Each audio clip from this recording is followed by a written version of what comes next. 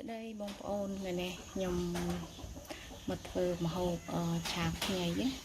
ខ្ញុំឆាជាមួយសាច់ស្មាមុខហើយនឹងថ្លើមនេះជាខ្ទឹមយើងនឹងច្រាមមកស្លឹកខ្ទឹមហើយនេះជាខ្លាញ់ជ្រូកយើងទុកចំហៀវហើយនឹងខ្ញី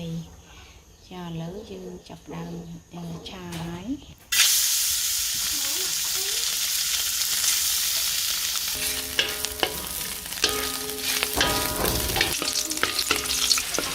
គាត់មកដាក់ខ្ទឹមសយកមកកំប៉ុង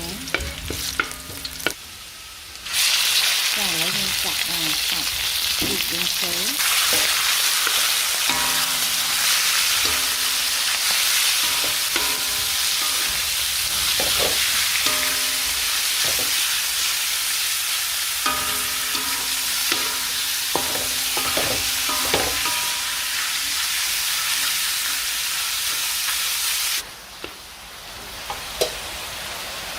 គាត់មកដាក់ស្ករ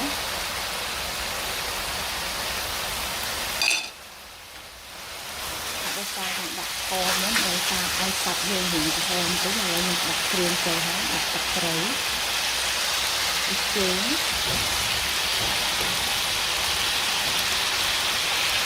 ង